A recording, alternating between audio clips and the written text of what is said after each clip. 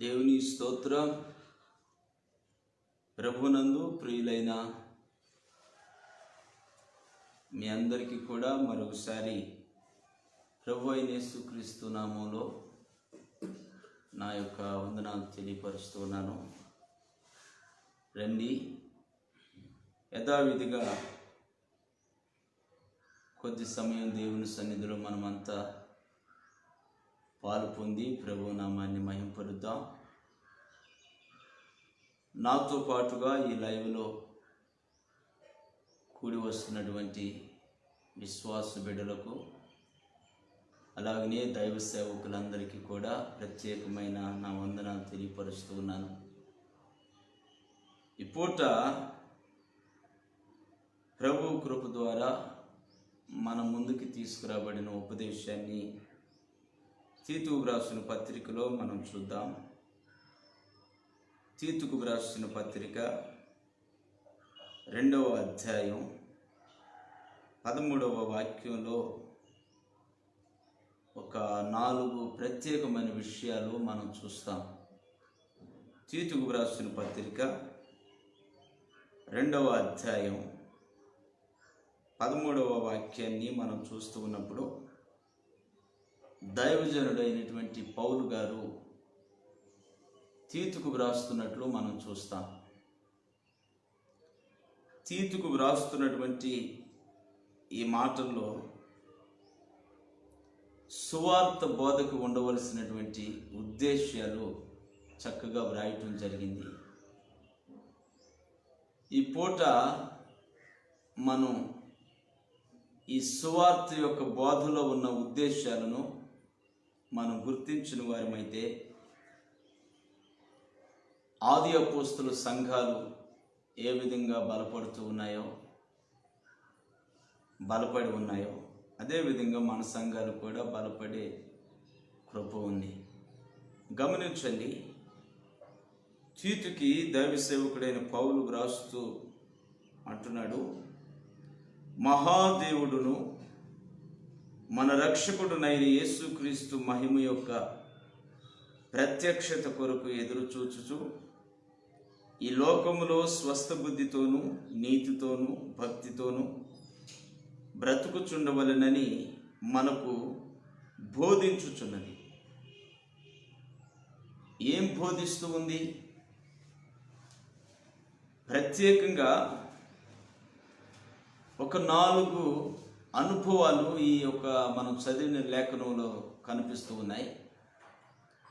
ఈ 4 అనుభవాలను బోధిస్తూ ఉందంట. ఏది బోధిస్తుంది అంటే అపోస్తుల యొక్క సువార్త బోధ బోధిస్తుంది ఈ 4 అనుభవాలు. నా ప్రియులారా గమనించండి, ఆది అపోస్తులు ధర్మశాస్త్రాన్ని వాళ్ళ చేతిలో పెట్టుకోలేదు, కానీ వాళ్ళు ఏం చూశారో ఏం కనుగొన్నారో వాటిని బోధిస్తూ ధర్మశాస్త్రానికి సరిపోలుస్తూ కొన్ని విషయాల్లో, కొన్ని సందర్భాల్లో, కొన్ని మాటలు ధర్మశాస్త్రానికి సరిపోలుస్తూ ధర్మశాస్త్రాన్ని అనుసరిస్తున్నట్లు చూపిస్తూ ధర్మశాస్త్రము కంటే కూడా అధికమైనదిగా వారు ప్రకటిస్తున్నటువంటి క్రీస్తు సువార్త నిమిత్తమైన బోధని తేటగా ఆ దినాల్లో ఆ ప్రజలు ఆ సంఘాలు ఎదుట పెట్టారు. ఈ దినాల్లో కూడా మనం అపోస్తుల యొక్క పునాది మీద మనం కట్టబడవలసిన వారమై ఉన్నాం. మన సొంతగా పునాది వేయటం కాదు, కానీ మన సొంతగా వాక్యాన్ని నడిపించడం కాదు, కానీ మన సొంత ఉద్దేశాల ప్రకారం వాక్యాన్ని మలుపు తిప్పుకోవటం కాదు, కానీ అపోస్తులు వేసినటువంటి వాక్యపు పునాది మీద మనం అనేక ఆత్మలను కట్టవలసినటువంటి దైవ సేవకులమై ఉన్నాం. అపోస్తులు వేసిన పునాది మీద అమర్చబడవలసిన అవసరత విశ్వాసులైన ప్రతి ఒక్కరికి ఉంది. కనుక ఈ ఉదయకాలం నేను ఒక 4 విషయాల గురించి నేను మీతో పంచుకోవాలని ఆశపడుతున్నాను. ఈ సువార్త యొక్క బోధ క్రొత్త నిబంధన కాలానికి, కృపా కాలానికి, పరిశుద్ధాత్మ యుగంలో అపోస్తలులు అనబడిన వాళ్ళ సంఘాలకి ప్రకటిస్తున్నటువంటి క్రీస్తు యేసు యొక్క బోధలో 4 ఉద్దేశాలు ఉన్నట్లుగా ఇదిగో ఈ ఒక్క లేఖనంలో మనం చూస్తాం. సువార్త బోధకి కొన్ని ఉద్దేశాలు ఉన్నాయి. వాటిని మనం పత్రికలు ధ్యానం చేస్తున్నప్పుడు కొన్ని విషయాలు బయటపడతా ఉంటాయి. అయితే ఈ పూట తీతుకు వ్రాసిన పత్రిక 2వ అధ్యాయం 13లో ఒక 4 ప్రత్యేకమైన ఉద్దేశాలు సువార్త బోధ కలిగి ఉంది. నీవు నేను ఎక్కడ ప్రకటించినా మనం ప్రకటిస్తున్న ఈ సువార్త బోధ ఈ 4 ఉద్దేశాల్లోనికి ప్రజలను నడిపించాలి. మనం ప్రకటిస్తున్న సువార్తలో ఈ 4 అనుభవాలు లేకపోతే మన సువార్త వింటున్నటువంటి ప్రజల జీవితాల్లో ఈ 4 అనుభవాలు మనం చూడలేనప్పుడు మన బోధ సరి అయినది కాదు అనేది వాస్తవం. మా ప్రియమైన దేవుని బిడ్డలారా, అనేక బోధకులు ఈ రోజున బోధిస్తూ ఉన్నారు. అనేక మంది సువార్తను చేపట్టి ఇళ్ళెంబటి సంఘాలెంబటి తిరుగుతూ ఉన్నారు. ప్రతి బోధ, ప్రతి సువార్త మనకు క్షేమాభివృద్ధి కలిగించేది కాదు. ఈ రోజున ఎన్నెన్నో మార్పు చెందినటువంటి సువార్త బోధలు వస్తూ ఉన్నాయి. బలమైనటువంటి పేరుగాంచినటువంటి దైవ సేవకులు ఒక్కొక్కసారి సువార్తలో మరి పొరపాట్లు ప్రకటించేవారుగా ఉంటున్నారు. అందుచేత మనం ఈ కడవరి దినాల్లో దేవుని లేఖనాన్ని ఉన్నది ఉన్నట్లుగా ధ్యానం చేసుకోవటంలో ఎటువంటి మొహమాటం లేకుండా మనం ఎప్పుడైతే కొనసాగుతామో మన సంఘంలో ఉన్న విశ్వాసులు సువార్తని ఉన్నది ఉన్నట్లుగా వినగలిగిన స్తోమత స్థితి ఎప్పుడైతే వాళ్ళకు కలుగుతుందో దొంగ బోధకులు వారిని ఏమీ చేయలేరు. దొంగ బోధలు వారి ఆత్మీయ జీవితాన్ని పతనంలోనికి నడిపించలేవు. అందుకని కష్టమో సుఖమో మన సంఘాలకి జనాన్ని సమకూర్చుకోవాలనే ఉద్దేశం కాకుండా పరలోకానికి సమకూర్చాలనే ఉద్దేశం కలిగి మనం సువార్తను ఉన్నది ఉన్నట్లుగా బోధించగలిగితే, విశ్వాసులు ఉన్నది ఉన్నట్లుగా వినగలిగే చెవులు వాళ్ళకు ఉండగలిగితే, ఆది సంఘాల వలె మన సంఘాలు కూడా చక్కగా ఆత్మీయతలు అభివృద్ధి చెంది లోకానికి ప్రభు అయిన క్రీస్తుని ప్రత్యక్షపరుస్తాయని నా యొక్క ప్రగాఢమైన నమ్మకం. ఈ పూట ఆ వాక్య ధ్యానంలోనికి మనం వెళదాం. మనం చదువుచూ ఉన్నప్పుడు మహాదేవుడును మన రక్షకుడునైన యేసు క్రీస్తు మహిమ యొక్క ప్రత్యక్షత కొరకు ఎదురు చూస్తూ, మొదటిది నిరీక్షణ. ఎదురు చూచుట అంటే నిరీక్షణ, ఎదురు చూపు. సంఘం ఈ రోజున ఎదురు చూడాలి. నా బోధ వింటున్న సంఘస్థులు, ఒక సేవకుడు ప్రకటిస్తున్న సువార్తను వింటున్న విశ్వాసులు, సంఘాలు ఎదురు చూపు కలిగి ఉండాలి అని బోధ యొక్క ఉద్దేశం. ఏమి ఎదురు చూడాలండి? ఏమి ఎదురు చూడాలి? ఐశ్వర్యవంతులుగా అయ్యేదానికి ఎదురు చూడాలా? ధనవంతులుగా మారేదానికి ఎదురు చూడాలా? వ్యాపారాల్లో అభివృద్ధి కొరకు ఎదురు చూడాలా? ఈ రోజున కొన్ని ప్రసంగాలు, కొన్ని సువార్తలు ఇహలోక సంబంధమైన ఐశ్వర్యం కొరకు ఎదురు చూచే విధంగా ప్రజలను ప్రోత్సాహపరిచేవిగా ఉన్నాయి. దయచేసి ఉదయకాలం నేనంటాను, ఈ సువార్తలు డమ్మీ సువార్తలు. ఖచ్చితమైన సువార్త, సత్యమైన సువార్త, క్రీస్తు రాజ్యానికి ప్రజలను సిద్ధపరచగలిగిన సువార్త, ఆ సువార్త యొక్క ఉద్దేశం ఏంటో మనకి తేటగా ఈ 13వ వచనంలో ఒక 4 విషయాలుగా కనిపిస్తున్నాయి. మొదటి విషయం ఎదురుచూపు. దేని కొరకైన ఎదురుచూపు ఇది? దేని కొరకైన నిరీక్షణ అంటే మన రక్షకుడైన యేసుక్రీస్తు మహిమ యొక్క ప్రత్యక్షత. క్రీస్తు ఈసారి శరీరధారిగా భూమి మీదకి రావటం లేదండి. మునుపు కొన్ని వేల సంవత్సరాల క్రిందట శరీరధారి అయి భూమి మీదకి దిగి వచ్చాడు బెత్లెహేములోనికి. ఈసారి శరీరధారిగా దిగి రావటం లేదు, మహిమధారిగా, మహిమరూపునిగా, మహిమాన్వితునిగా ఆయన రాబోతూ ఉన్నాడు. ఆ మహిమ రూపాన్ని చూడగలిగే నేత్రాలు ఎవరికి ఉండవు. సహజమైన నేత్రాలు, లోక సంబంధమైన నేత్రాలు, లోక సంబంధమైన జీవితం జీవించే ఎవరు కూడా ఈ మహిమ రూపులో ఉన్న క్రీస్తును చూడలేరు. అందుకని దైవ సేవకుడు అంటాడు, ఆ మహిమ కలిగినటువంటి క్రీస్తు ప్రత్యక్షత కొరకు ఎదురు చూడండి అంటాడు. ఇది ఈ ఎదురు చూచే పద్ధతి సువార్త బోధ బోధిస్తుంది. దేవునికి స్తోత్రం. మొత్తం మీద ఒక సేవకునిగా నీవు కానీ నేను కానీ సంఘానికి బోధించవలసినటువంటి సువార్త బోధ ప్రజలను క్రీస్తు మహిమ ప్రత్యక్షత కొరకు సిద్ధపరిచేదిగా ఉండాలి. మన బోధ వింటున్నటువంటి సంఘస్థులు, విశ్వాసులు క్రీస్తు మహిమ ప్రత్యక్షత కోసం ఎదురు చూడగలిగిన వారిగా, నిరీక్షించే వారిగా ఉండాలి. మన యొద్దకు ప్రార్థన చేయమని వచ్చే విశ్వాసులు క్రీస్తు ప్రత్యక్షత నేను చూడగలిగే విధంగా నా కొరకు ప్రార్థన చేయండి అని అడగగలగాలి. ఈ రోజున ఎవరండి అలా అడుగుతుంది? క్రీస్తు మహిమను నేను చూడగలిగేటట్లు, మహిమ నేత్రాలు ప్రభు నాకు ఇచ్చేటట్లుగా నా కొరకు ప్రార్థన చేయండి అన్నా అని సంఘంలో ఏ విశ్వాసులు కూడా దైవ సేవకులను అడగటం లేదు. నేను ఒక వ్యాపారం చేయబోతున్నాను, దాని అభివృద్ధి కొరకు ప్రార్థన చేయమనే వాళ్ళు ఉన్నారు.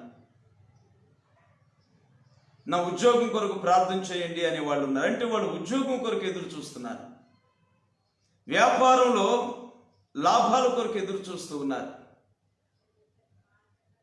నైతికమైన విలువల కొరకు వేగిరి పడుతూ ఎదురు చూస్తూ ఉన్నారు ఈ రోజున విశ్వాసులైనటువంటి వాళ్ళ సంఘాల్లో. కారణం ఏంటంటే వాళ్ళు ఎదురు చూడవలసింది ఏమిటో వారికి బోధించే బోధ సంఘాల్లో లేదు. వారు దేని కొరకు ఎదురు చూడాలో, దేని కొరకు ఎదురు చూడకూడదో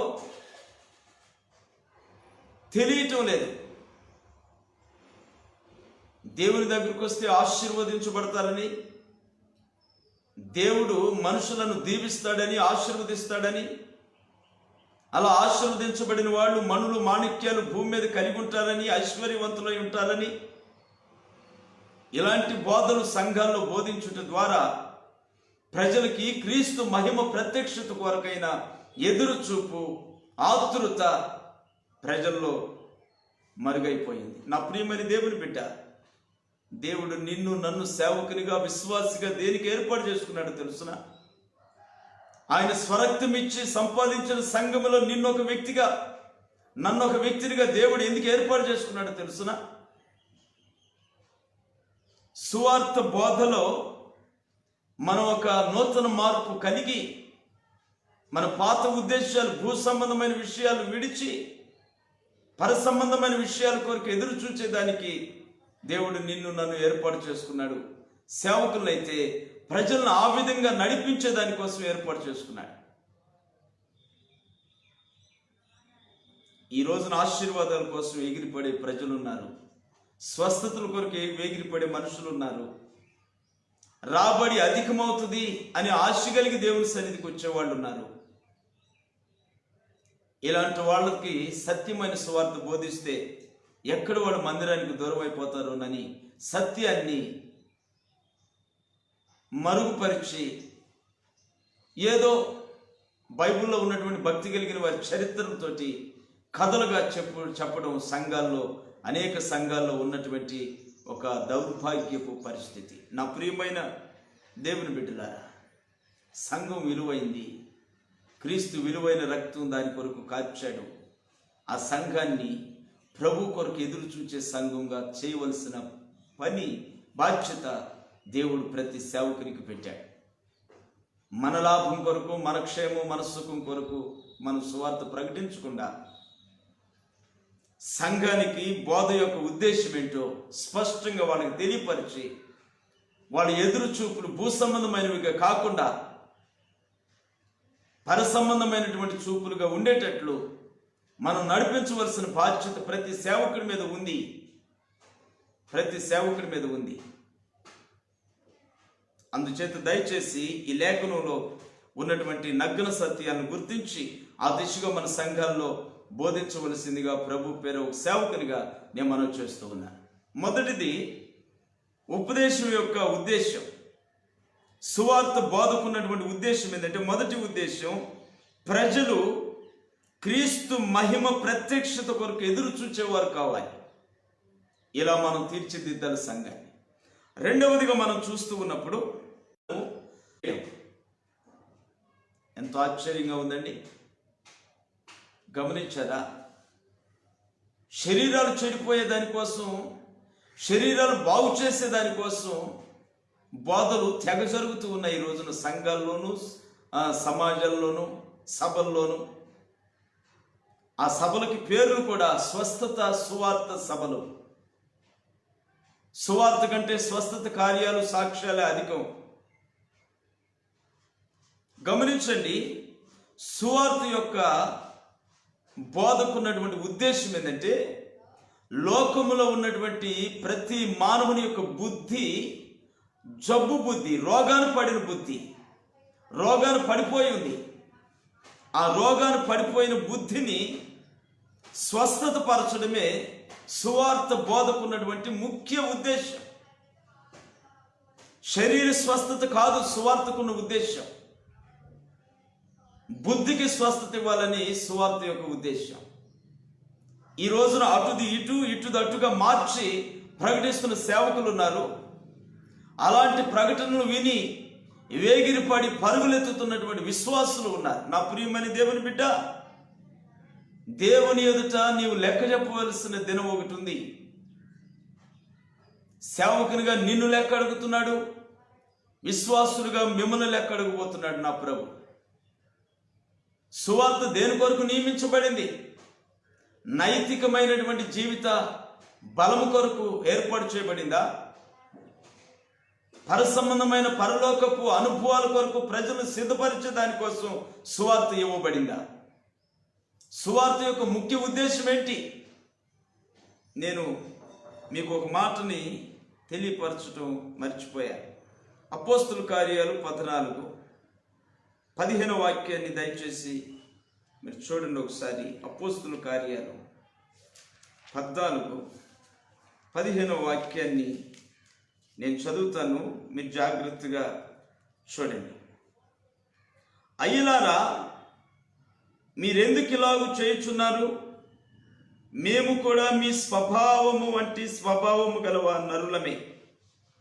మీరు ఈ వ్యర్థమైన వాటిని విడిచిపెట్టి ఆకాశమును, భూమిని, సముద్రమును, వాటిలో ఉండి సమస్తమును సృజించిన జీవము గల దేవుని వైపు తిరుగువలెనని మీకు సువార్త ప్రకటిస్తూ ఉన్నా. దైవజనుడైన పౌలు భక్తుడు ఆ ప్రాంతములు కొంతమందితో ఆయన చెబుతున్నటువంటి మాటలు. అక్కడ ఒక వ్యక్తికి స్వస్థత వచ్చిందండి.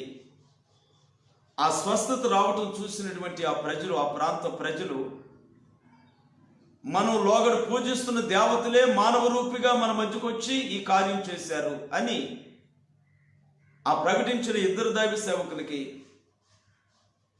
మరి ఒక, మీరు వ్యర్థమైన ప్రవర్తనను విడిచిపెట్టండి, ఆకాశం, భూమి, సముద్రం, వాటిలో ఉండి సమస్తాన్ని చేసిన జీవము గల దేవుని వైపు తిరగాలని మా సువార్త. కడవరి దినాల్లో ఉన్న సంఘం కొరకు క్రీస్తు రాబోతూ ఉన్నాడు.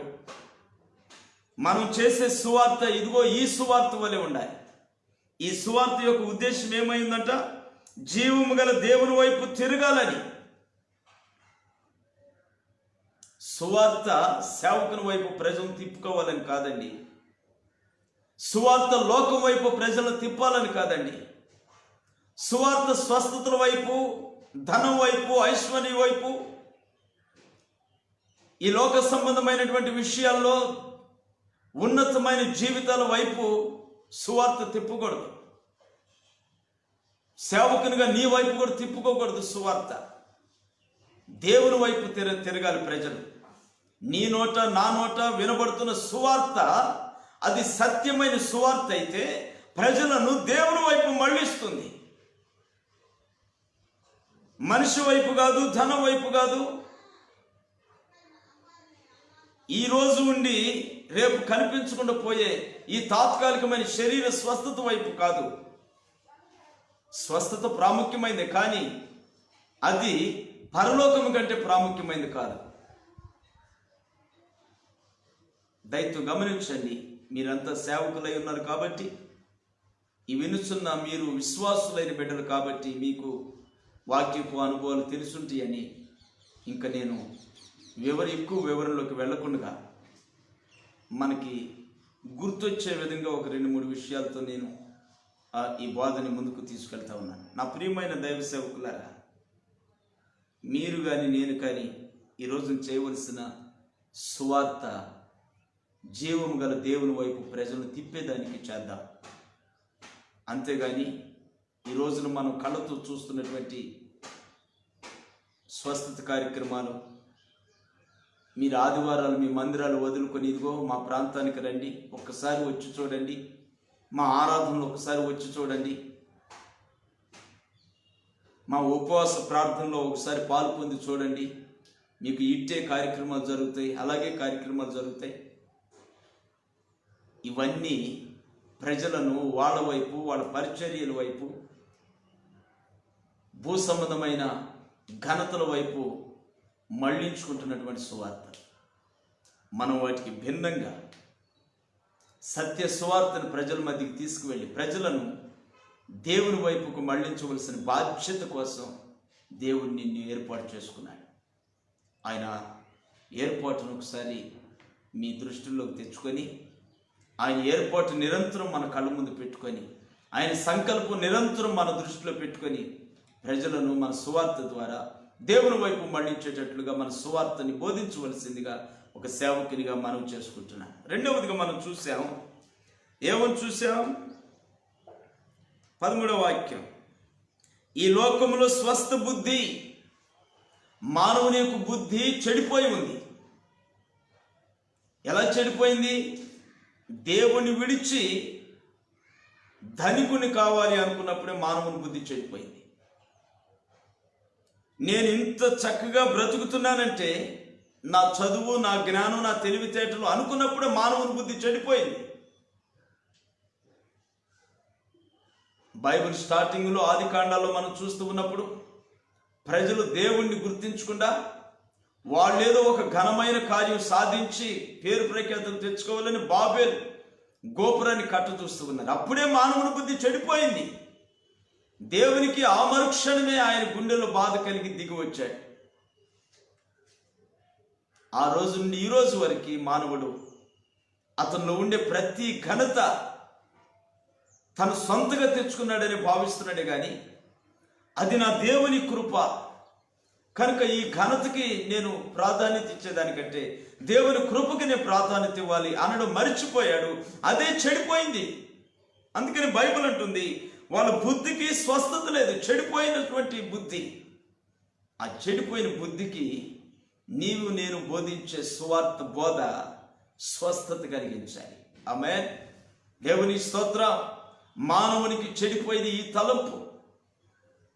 మనుషుల వైపు తిరిగి వాళ్ళ జ్ఞానం మీద ఆధారపడి, వాళ్ళ సొంత తెలివితేటల మీద ఆధారపడి, దేవుని యొక్క హస్తాలు ఏమి లేకుండా, దేవుని హస్తం లేకుండా నేనే సొంతగా అభివృద్ధికి వచ్చాను అనేటువంటి ప్రతి మానవుని యొక్క బుద్ధిని బాగు చేసి దేవుని వైపు తిరగగలిగే విధంగా, దేవుని మీద ఆనుకోగలిగిన విధంగా, దేవుని లేకపోతే నా జీవితం లేదు అనే స్థాయికి ఎదిగేటట్లు చేయడమే సువార్త యొక్క ఉద్దేశం. ఈ ఉద్దేశం నీ సంఘంలో ఉందా? ఈ సువార్త ఉద్దేశం నీ సంఘంలో జరిగించబడుతుందా? సభల్లో జరిగించబడుతున్నాయా? ఎక్కడ జరిగించబడుతున్నాయి? ప్రజలను మెచ్చుకునే బోధలు ఉన్నాయి, మనం చూస్తూ ఉన్నాం. నువ్వు సాధించావు ఎలాగైతేనేమి అని ప్రజల్ని మెచ్చుకొని ముఖస్థుతి కలిగిన బోధల్ని మనం చూస్తూ ఉన్నాం. నా ప్రియమైన దైవ సేవకులారా, మనం ఈ పూట నేర్చుకోవాల్సిన సత్యం ఏంటంటే, మనలో ఏ ఘనత లేదండి. అన్ని విషయాలలో ఆరితేరి అనేకమైనటువంటి ఘనతలు మెప్పులు పొందుకున్నటువంటి సౌలు పౌలుగా మారిన తర్వాత ఆయన అంటున్నాడు, నేను అతిశయించేదానికి నా జీవితంలో ఏ ఒక్క కారణం కూడా లేదు అని. నిజంగా లేదండి. మనం బోధకులు సేవకులు కదా. పౌలు గారి జీవితం మనకు బాగా తెలుసు కదా. ఆయనలో నైతికమైన విలువలు లేవా? ఆయన మంచి భాషా పండితుడు కాదా? జ్ఞానవంతుడు కాదా? చాలా ఉన్నాయి ఆయన జీవితంలో మనం చెప్పుకోవాలంటే. కానీ ఆయన అంటాడు, అవేమి కూడా నాకు ఉపయోగపడినవి కావు, కాబట్టి నేను అతిశయించేదానికి నా జీవితంలో ఏది లేదు, కేవలం క్రీస్తు కృపే అని చెబుతున్నాను. ప్రభు కొరకు అనేక లక్షల ఆత్మలను సంపాదించగలిగినటువంటి, సంఘాలు కట్టగలిగినటువంటి దైవ సేవకుడు పౌలు ఆయన మాట చెప్పగలుగుతున్నాడంటే, ఈ పూట నీ మాట ఏమైంది? ఓ సేవకుడా, నీ సాక్ష్యం ఏమైంది? పరిచర్య నిమిత్తం, నీ సేవ నిమిత్తం నీ సాక్ష్యం ఏది? నీ సంఘం నిమిత్తమైన నీ సాక్ష్యం ఏది? భక్తిగల దైవ సేవకుని నేను ఎరుగుదును అంటుంది షునేమీయురాలు. మన గురించిన సాక్ష్యం ఏమైంది ఈ రోజున? అలా సంపాదించుకున్నారు, ఎలా సంపాదించుకున్నారని ఒక పాడు సాక్ష్యం సమాజంలో చూస్తున్నాం సేవకుల గురించి. ఎందుకండి ఈ పాడు సాక్ష్యం? ఎందుకో?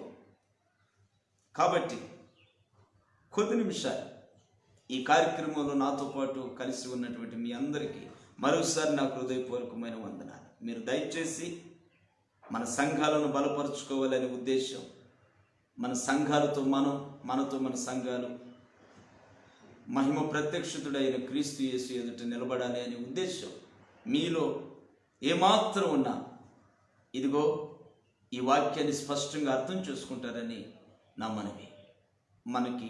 మన యొక్క సువార్త బోధ ప్రజలు చెడిపోయినటువంటి బుద్ధిని బాగు చేసేదిగా ఉండాలి. ఒకసారి దైవజనుడైన పేతురు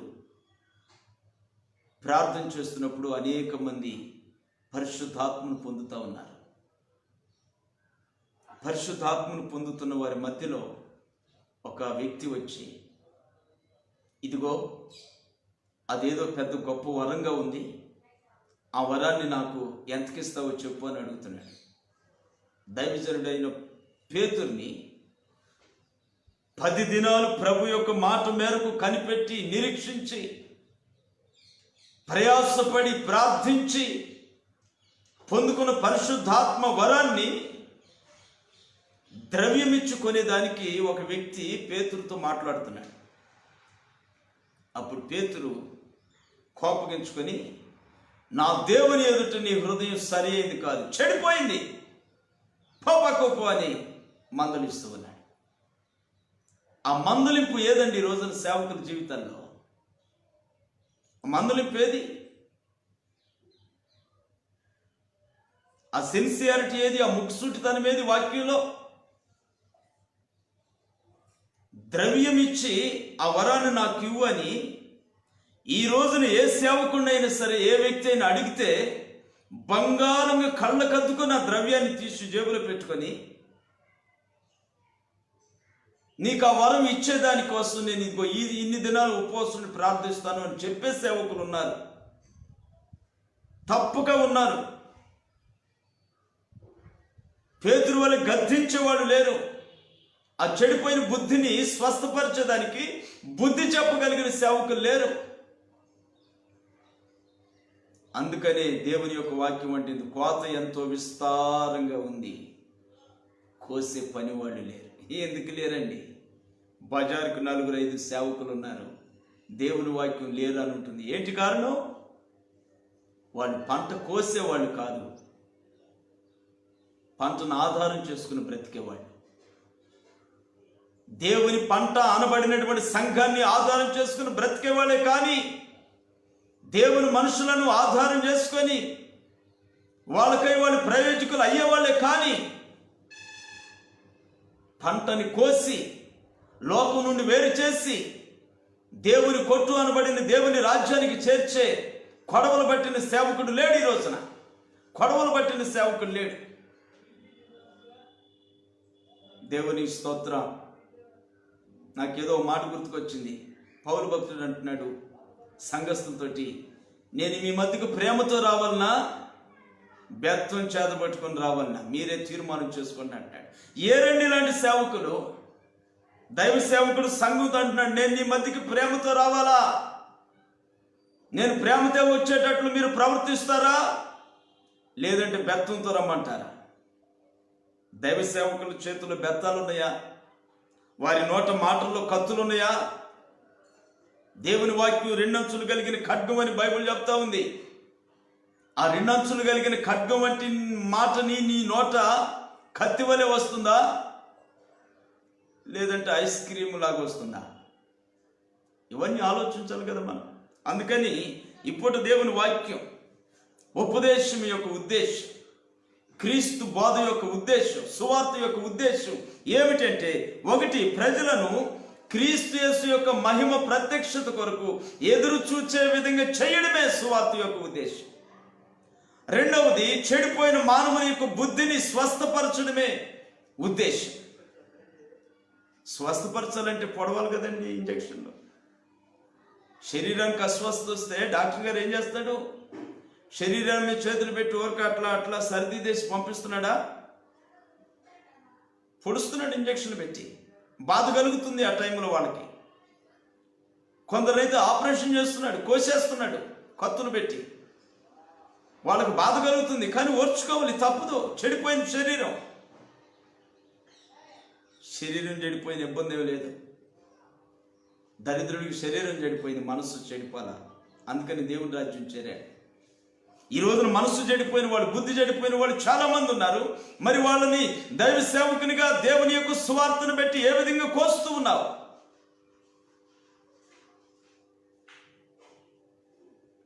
సువార్త యొక్క ఉద్దేశం అదే అయింది, చెడిపోయిన బుద్ధి కలిగిన వారిని బాగు చేయటం. మూడవదిగా నేను చెప్తున్నాను, చదవండి అక్కడనే. స్వస్థ బుద్ధితోనూ నీతితోనూ. గమనించండి, దేవుని యొక్క వాక్యం ప్రజలను నీతిమంతులుగా చేయటం దాని ఉద్దేశం అంట. సువార్త యొక్క ఉద్దేశము ప్రజలను నీతిమంతులుగా చేయటం. అంటే ఇప్పుడు నీతిమంతులుగా లేరా? ఎంతమంది నీతిమంతులు లేరు? దాన ధర్మం చేసేవాళ్ళు, రక్తదానం, నేత్రదానం, కిడ్నీ దానం, అనేక దానాలు చేసేవాళ్ళు, డొనేషన్లు చేసేవాళ్ళు. వాళ్ళు డొనేషన్లు చేసి శాలువాలు కప్పించుకుంటున్న వాళ్ళు మన చేతనే. మన మందిరాలకు డొనేషన్ చేస్తారు. అతను ఒక ఉద్దేశంతో చేశాడు. నువ్వు అతను మంచి వ్యక్తిని శాలువాలు కప్పుతున్నావు. ఇవన్నీ తప్పనటంలా, మంచివే, కానీ అది నీతి కాదని బైబిల్ చెబుతుంది కదా. మరి నీతి అనగా ఏ విధంగా ఉంటుంది? సామెతల గ్రంథంలో నేను ఒక మాట చదివాను. అది 24వ అధ్యాయం, సామెతల గ్రంథం 24వ అధ్యాయం 16వ వాక్యాన్ని మనం చూస్తూ ఉన్నప్పుడు, నీతిమంతుడు 7 మారులు పడినను తిరిగి లేచును. గమనించారా ఈ మాటని? నీతిమంతుడంట 7 మారులు పడతాడంట. అంటే నిజమైనటువంటి నీతి ఉన్న వ్యక్తి పడుతూ లెగుస్తూ ఉంటాడు. పడుతూ లెగుస్తూ ఉండే వ్యక్తి నైతికంగా ఎక్కడ ప్రయోజకుడు కాగలడండి? ఎక్కడ ప్రయోజకుడు కాగలడు? ఒక చెట్టు అది ఎదిగేటప్పుడు అది ఎదుగుతున్నటువంటి ఆ చివరి భాగాన్ని తుంచండి, అది బ్రతికే ఉంటుంది, కానీ ఎదగటం ఆలస్యం అవుతుంది. ఎందుకంటే దాని పక్క నుండి మళ్ళీ కొమ్మ వేసుకోవాలి. ఆ పక్క నుండి కొమ్మ వేయటం కాస్త లేట్ అవుతుంది. అలా పక్క నుంచి కొమ్మ వేసుకొని మళ్ళీ ఎదిగేదానికి చూస్తూ ఉంటుంది. మళ్ళీ తుంచండి, మళ్ళీ దాని నుంచి కొమ్మ వేసుకుంటూ వస్తూ ఉంటుంది. ఇదంతా చాలా లేటు. ఇలా ఎదిగే చెట్టుకును తుంచకుండా వదిలేసిన చెట్టుకును చాలా వ్యత్యాసం. ఆ చెట్టు చాలా ఎత్తున ఎదుగుతుంది, పలుమార్లు తుంచబడుతున్న ఈ చెట్టు బ్రతికే ఉంటుంది, కానీ అదిగో అంత పరిధిలోనే ఉంటుంది. నిజమైన నీతిమంతుడు లోకంలో అలాగనే ఉన్నాడు. ప్రజల దృష్టికి రావటం లేదు. వాళ్ళు దయచేసి గమనించాలి, నా దేవుని దృష్టి వాళ్ళ మీదనే ఉంది. నీతిమంతుడంట 7 మార్లు పడిపోతాడంట, 7 మార్లు పడతాడు. మనమే చెబుతాం బైబిల్లో 7 అనే సంఖ్య దేనికి సూచనగా ఉన్నది? సంపూర్ణతకు సూచనగా ఉంది. 7 అంటే కరెక్ట్గా 7 అని కాదు, 7 పరిపూర్ణతకు సూచన. లైఫ్ లాంగ్ పడిపోతూనే ఉంటాడు ఈ వ్యక్తి.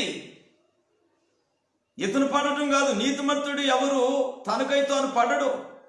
ఎందుకంటే తనకై తాను పడ్డాడంటే అది నీతి కాదు. నీతి అనేది ఎప్పుడు తనను తానుగా పడడు, పడవేసే వాళ్ళ చేత పడతాడు. నీతిమంతుడు అనేవాడు అనేక మంది చేత పడవేయబడతాడు. ప్రభు అయిన యేసుక్రీస్తే మనకు ఒక నిదర్శనం. ఫిలాతు అంటాడు ఇతడు నీతిమంతుడు అని. ఫిలాతు అంటున్నాడు, సైన్యాధిపతి అంటున్నాడు, ఇతను నిజంగా దేవుని కుమారుడు. ఎంతమంది లేరండి యేసుక్రీస్తు గురించి నీతిమంతుడు సాక్ష్యం ఇచ్చిన వాళ్ళు? క్రీస్తు పడ్డాడా? పడవేయబడ్డాడా? అలాగనే అపోస్తులందరూ కూడాను 11 మంది అపోస్తులు ఉన్నారంటే వాళ్ళకై వాళ్ళు పడిపోలేదు, కానీ పడవేయబడ్డారు. అపోస్తులుని పౌలు, ఆయన ఏదో ఒక బలహీనతలో పడిపోయి ప్రాణం పోగొట్టుకున్నవాడు కాదు, పడవేయబడి ప్రాణం పోగొట్టుకున్నవాడు. నీతిమంతుడు ఎప్పుడు పడడండి, కానీ పడవేయబడతాడు. ఎన్ని పర్యాయాలు? 7 పర్యాయాలు పడవేయబడతాడు. అనగా సంపూర్ణంగా లైఫ్ లాంగ్ పడిపోయే అవకాశం ఉంది. పడతాడు, కానీ లేవకుండా ఉండడు అని బైబిల్ చెబుతుంది. ఎక్కడ లెగుస్తాడు? లైఫ్ లాంగ్ పడుతూనే ఉంటే, వృద్ధాప్యం వచ్చేంత వరకు అతను జీవితంలో పడుతూనే ఉంటే ఎప్పుడు లెగుస్తాడు? ఆ లేపబడిన జీవితం భూ సంబంధమైన దాని గురించి కాదు చెబుతుంది. లోకంలో లేచి మళ్ళీ అభివృద్ధికి వస్తాడని కాదు బైబిల్ చెబుతుంది. లేపబడతాడు, పునరుద్ధానుడిగా లేపబడతాడు, నిత్య జీవం కోసం లేపబడతాడు ఆ వ్యక్తి. వాక్యములు దాగినటువంటి ఆణిముత్యాలు, గొప్ప విలువైన సత్యాలు ఈ రోజున మనం మన సొంతానికి మార్చుకొని మరి విశ్వాస జీవితాన్ని కాని మార్గాల్లో నడిపిస్తున్నటువంటి అనేక మంది ఉన్నారు.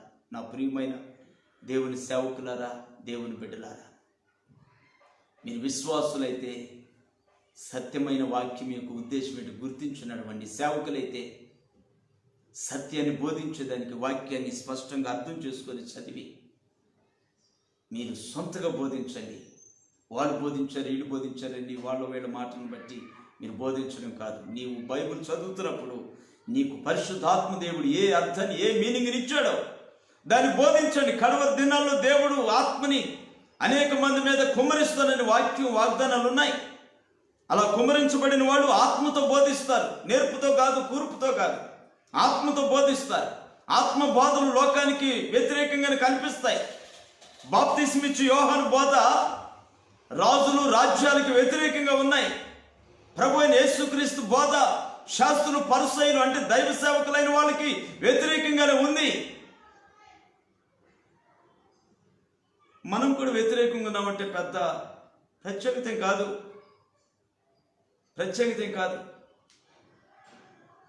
కొంతమంది దైవ సేవకులు నా మీద కోపంగా ఉన్నారంటే నేను ఆశ్చర్యపడవలసిన పని లేదు, బాధపడను, భయపడను. నేనేం కలిగి ఉన్నానో, ఏం ఎరిగి ఉన్నానో దాన్ని తప్పక చెప్పక మానను. కారణం, నన్ను ఆ పని కొరకే ప్రభు ఏర్పాటు చేసుకున్నాడు కాబట్టి. దేవునికి స్తోత్రం. కనుక మనం ఈ యొక్క సువార్త బోధకి ఉన్న 4 ఉద్దేశాల్లో 3 ఉద్దేశాలు మనం చెప్పేసుకున్నాం. 4వదిగా చూడండి, మనం 13 చివరిలో మనం చూస్తూ ఉన్నాం, భక్తితోనూ బ్రతుకుచుండవలనని మనకు బోధిస్తూ ఉన్నది. భక్తితోను, నీతితో ఉండాలి, భక్తితో ఉండాలి. నీతి వేరు, భక్తి వేరు. భక్తితో కూడా మనం ఉండాలంట. ఈ భక్తి అనేది ఏ విధంగా ఉంటుంది అంటే, బైబిల్లో చాలా విషయాలు ఉన్నాయండి. మీకు తెలియని విషయాలు ఏం కాదు. మరి భక్తికి సంబంధించినటువంటి ఆ యొక్క లేఖనాలు మనం బైబిల్లో చాలా తేలిగ్గా తీసుకోగలుగుతాం. అయితే మనం ఎక్కువగా వాడబడని ఒక వాక్యాన్ని చూపిస్తాను. మనం అనుదినం భక్తితో ఉండేవాళ్ళు ఇదిగో ఇలా ఆశీర్వదించబడతారు, అలా ఆశీర్వదించబడతారు అనే వాక్యాలు బాగా తెలుసు సేవకులకి. భక్తి కలిగిన వారు ఇలా కూడా ఉంటారనే విషయాన్ని, ఒక విషయాన్ని మాత్రం సహజంగా బయటికి తీసుకున్నారు. ఆ మాటని నేను ఇప్పుడు దాన్ని మీకు జ్ఞాపకం చేస్తాను, జాగ్రత్తగా వినండి. 2వ తిమోతికి రాసిన పత్రిక 2వ తిమోతి 3వ అధ్యాయం 12వ వాక్యం చూడండి. తిమోతికి రాసిన 2వ పత్రిక 3వ అధ్యాయం 12వ వాక్యంలో, క్రీస్తు యేసునందు సద్భక్తితో బ్రతుకును ఉద్దేశించు వారందరూ హింస పొందదు. Praise the lord. ఈ మాటను సేవకులు బయటికి తీసుకురావట్లేదండి. దేవుని యందు భక్తి భయభక్తులు కలిగి ఉండండి, ఇలా ఆశీర్వదించబడతారు, అది అవుతారు, ఇది అవుతారు అని చెప్తున్నారు. కానీ వాటికి సంబంధించిన లేఖనాలు, ఆధారాలు చూపిస్తున్నారు. కానీ అదే భక్తి అనేకుల హింసని భరించవలసి ఉంది అనే మా విషయాన్ని మాత్రం మరుగుపరిచారు. ఈ రోజున మరుగు చేయబడిన మర్మాన్ని బయట పెట్టగలిగేది పరిశుద్ధాత్మ బోధ. మీరు గుర్తించి భక్తి కలిగినటువంటి మన జీవితాల్లో హింస పొందుతారు అనే సత్యం దేవుని వాక్యమే చెబుతుంది. కనుక మన సంఘాల్లో నీతిగా ఉన్న బిడ్డలు, మరి నిజాయితీగా ఉన్నటువంటి బిడ్డలు హింసల్లో ఉన్నప్పుడు కొంతమంది దాన్ని ఆధారం చేసుకొని, నువ్వు ఏ నడుకు నడుస్తున్నారు, మీరు అలా లేరు, ఎలా లేరు, అందుకని మీరు హింసించబడుతున్నారు అని ఇబ్బంది పరిచే సేవకులు లేకపోలేదు, ఇబ్బంది పరిచే సాటి విశ్వాసులు లేకపోలేదు. అలాంటి ఆటుపోట్లు ఎన్నో నేను నా వ్యక్తిగత జీవితంలో అనుభవించి ఈ పోటీలో ఉన్నాను. అయితే మనం నేర్చుకోవాల్సిన సత్యం ఏంటంటే, సద్భక్తితో జీవించే ప్రతి వ్యక్తి హింస పొందుతాడు. ఈ హింస పొందుతున్నప్పుడు మనం కలవరపడవలసిన పని లేదు. నిజమైన భక్తికి ఎప్పుడు హింస అనేది ఎదురు ఉండనే ఉంటుంది. నిజమైన భక్తికి, నిజము కాని దానికి రూట్ క్లియర్గానే ఉంటుంది. నిజమైన భక్తికి రూటు కష్టంగా, ఇబ్బందిగానే ఉంటుంది. దానిని బట్టి మన భక్తి రుజువుపరచబడుతుంది. కనుక ఇప్పుడు దేవుని యొక్క వాక్యం యొక్క ఉద్దేశం ఏంటి? సువార్త బోధ యొక్క ఉద్దేశం ఏమిటంటే, మనల్ని భక్తిలోనికి నడిపించడం. అంటే భక్తి వెనుక ఏముంది? హింస ఉంది. గమనించండి బాగా. సువార్త యొక్క ఉద్దేశం భక్తికి సంబంధించిన హింసలోనికి నడిపించడం. భక్తి అంటేనే హింస అండి. ప్రార్థనకు రాకపోతే సేవకుడు తిడతాడు, ప్రార్థనకు వస్తే భర్త తిడతాడు. ఇటు భర్త మధ్య, సేవకుల మధ్య నలిగిపోవటం భక్తి యొక్క హింస. ఒక మధ్యతరగతి కుటుంబానికి లంచం తీసుకోకపోతే ఇబ్బంది పడతాడు, ఇంట్లో జరుగుబాటు లేక. లంచం తీసుకుంటే దేవుని వాక్యానికి లెక్క చెప్పవలసిన బాధ్యత ఉంది. మనస్సాక్షి ఇబ్బంది పెడతా ఉంటుంది. అలాంటప్పుడు ఇటువైపు దేవుని మనస్సాక్షి ద్వారా, అటువైపు ఆర్థిక పరిస్థితి ద్వారా నలగటమే భక్తిలో ఉన్నటువంటి శ్రేష్టత. అలాంటి పరిస్థితుల్లోనికి నడిపిస్తుంది సువార్త యొక్క ఉద్దేశం. మానవుని జీవితాన్ని అలాంటి పరిస్థితుల్లోనికి తీసుకువెళ్తుందంట. ఖచ్చితమైన సువార్త, ఖచ్చితమైన సువార్త. ఇటు లంచం తీసుకునేదానికి భయపడతాడు, భయపడేటట్లు చేస్తుంది సువార్త.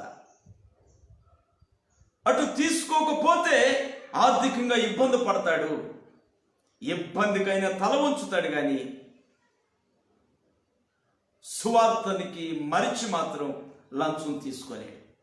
అలాంటి పరిస్థితుల్లోనికి నడిపించేది దేవుని యొక్క సువార్త. ఈ పరిస్థితులు సంఘాల్లో ఉన్నాయా? ఈ పూట మీరు దేవుని యందు భయభక్తి కలిగండి, ఆ ఐశ్వర్యవంతులు అవుతారు, ఆశీర్వదించబడతారు అని చెప్పే బోధలే ఉన్నాయి. కానీ మీరు భక్తి కలిగి ఉండండి అమ్మా, హింస పొందుతారు, అయినా పర్వాలేదు, ధైర్యంగా ఉండండి అనే బోధలు చెప్పట్లేదు. ఎందుకు చెప్పట్లేదంటే ఈ మాటలు చెబితే అసలు భక్తిలోనికి రారు ప్రజలు, భక్తిలోనికి రారు. దేవుని స్తోత్రం. అయినా పర్లేదండి, వస్తారు రారు అనే బాధ్యత కాదు నీది. వస్తారు రారు అనే ఆలోచన నీది కాదు. అలా తీసుకొచ్చే బాధ్యత మన దేవునికి ఉంది. ఆయనకు కావలసిన వాళ్ళని తీసుకొస్తున్నాడు. యోహాను సువార్తలో ఉంది, కృప లేకపోతే ఎవరు దేవుని సన్నిధికి రాలేరని. ఆయన కృప తన బిడ్డలైనటువంటి ప్రతి ఒక్కరిని తీసుకొస్తుంది. తీసుకొచ్చిన వారికి నీవు సువార్తని ఖచ్చితంగా బోధించవలసిన అవసరం ఉంది. ఏదో వాళ్ళు వస్తారు రారు అనేటువంటి ఆలోచన ముందుగానే నువ్వు చేసి ఆ మాటను మార్చి మరొక విధంగా నువ్వు బోధిస్తే వాళ్ళు ఆ బోధలు మోసపోతున్నారు. ఏదైనా ఒక ఇబ్బంది కలిగినప్పుడు అయ్యో నా భక్తి సరైనది కాదేమని, నాకు ఇబ్బంది వచ్చేసిందని వాళ్ళు కలిగి ఉన్న భక్తిని విడిచిపెట్టి డమ్మీ భక్తిని ధరిస్తూ ఉన్నారు. ఆ పాపం ఎవరిది? ఆ దోషం ఎవరిది? ఎవరిని లెక్కడకపోతున్నాడు? దయచేసి గమనించండి. ఈ ఒక్క వచనంలో, ఈ తీతుకు రాసిన పత్రిక 2వ అధ్యాయము 13వ వాక్యంలో ఉన్న ఈ 4 శ్రేష్టమైన బోధ యొక్క ఉద్దేశాన్ని మనం ఈ పూట ధరించి మన సంఘాల్లో ప్రకటించాలని పరిశుద్ధాత్మ ద్వారా ప్రేరేపించబడి నేను ఈ పూట ఈ మాటలు మీకు జ్ఞాపకం చేశాను. తలలు వంచండి, చిన్న ప్రార్థన చేసుకుందాం. ప్రేమ కలిగిన తండ్రి, పరిశుద్ధుడా, నీకు స్తోత్రం నాయన. ఈ కార్యక్రమంలో నాతో పాటుగా ఈ లైవ్లో పాల్పొందిన మా దైవ సేవకులందరిని బట్టి నీకు స్తోత్రం చెల్లిస్తూ ఉన్నాం అయ్యా. వాళ్ళు ఏ సంస్థలకు సంబంధించిన, నాయన ఏ యొక్క డినామినేషన్కి సంబంధించిన, వారు ఏ పేరు కలిగిన పరిచర్యలో వ్యక్తులైనా నీ రక్తంలో కడుగుబడిన తర్వాత మేమంతా ఐక్యమై ఉన్నాం, ఏకమై ఉన్నాం. మా పేర్లు వేరు, ప్రాంతాలు వేరైనా, మా స్థలాలు వేరైనా, పరిచర్య తీరు వేరైనా, మేమంతా ఒకే శరీరములో అమర్చబడినటువంటి వ్యక్తులం. కాబట్టి ఇదిగో నా వలే సాటి సేవకులందరి కొరకు ప్రార్థిస్తున్నారు అయ్యా. కడవరి దినాల్లో ఉన్నాం. సంఘాన్ని, బిడ్డలను ఏ విధంగా నడిపించావు అని మమ్మల్ని లెక్కడకపోయే దినం ఆసనం అవుతోంది కనుక ఆ పరిస్థితికి, ఆ దినానికి మేము భయపడిన వారమై ఇక మీదట సత్య సువార్త యొక్క ఉద్దేశాన్ని మేము ప్రజల ముందు తేటగా బోధించగలిగే వారముగా ఉండునట్లు మాలో ప్రతి ఒక్కరిని మీరు బలపరిచి, నూతనపరిచి సంఘం ఎదుట మమ్మల్ని నిలబెట్టమని, మమ్మల్ని నూతనపరిచి మీరు మమ్మల్ని సంఘం ఎదుట నిలబెడితే మేము సంఘాన్ని బలపరిచి నీ ఎదుట నిలబెట్టడానికి మేము సిద్ధపడి ఉన్నాం. అట్టి యోగ్యత మాకందరికీ మీరు దయచేసి మహిమ తెచ్చుకొనమని ఈ పూట ఈ కార్యక్రమాన్ని వీక్షించిన మా ప్రియ బిడ్డలందరూ మీరు దీవించి ఆశీర్వదించండి. నీ చిత్తమైతే మరొక పర్యాయం మరికొన్ని విషయాలు మీరు ధ్యానించుకునే దానికి నీ కృపను అనుగ్రహించమని యేసయ్య నామములో ప్రార్థించి వేడుకుంటున్నాను తండ్రి. ఆమేన్, ఆమేన్. నా ప్రభు అయిన క్రీస్తు కృపా సమాధానాలు మీకు, మీ సంఘాలకి, మీ కుటుంబాలకి సదాకాలం తోడై ఉండునుగాక. ఆమేన్. వందనాలు.